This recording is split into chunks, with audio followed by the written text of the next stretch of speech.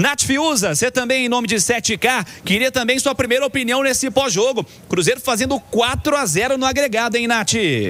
Pois é, Cirilo, eu acho que um placar que não deixa dúvidas, né, do que nós falávamos desde o sorteio, de que era um time que tinha um coletivo muito forte, de que tinha um futebol muito mais estruturado, contra um time que vinha de uma temporada muito irregular, de jogadores que individualmente não rendiam o que nós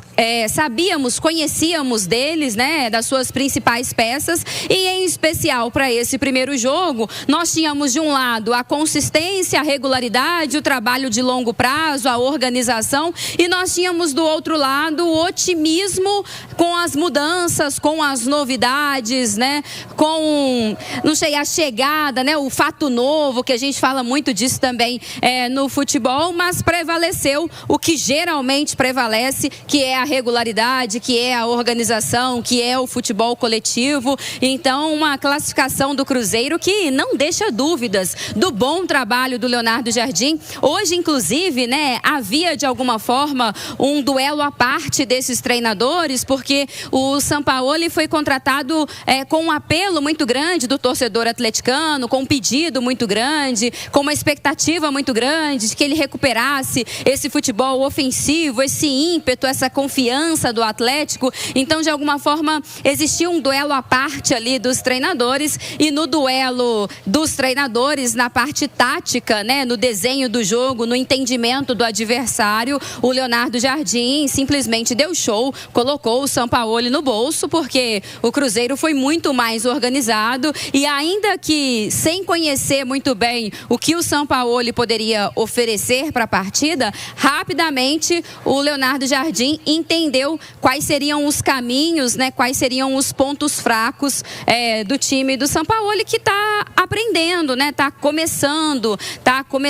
a trilhar um caminho. O Edu falou muito durante o jogo, né? Como se você pegasse um time que está lá no nível 5 com um time que está no nível 1, né? Começando um trabalho, o Sampaoli tentou otimizar o pouco tempo com muitas sessões de treino, de manhã à tarde, mas ainda a gente percebe que é um entendimento ainda muito inicial. E passa, né? Ele até falava agora na resposta dele, que o treinador ele pode preparar uma estrutura coletiva ali, e essa estrutura está ainda sendo entendida pelos atletas, mas que passa também por recuperar o rendimento individual, para que dentro do campo essa ideia seja melhor executada. E do ponto de vista individual, muita gente está devendo no Atlético. E quando o coletivo não está funcionando, o torcedor se apega muito também, né, à expectativa de que o Hulk esteja numa grande noite, de que o Arana, de que o Everson, de que o Lianco, de que o Scarpa, enfim,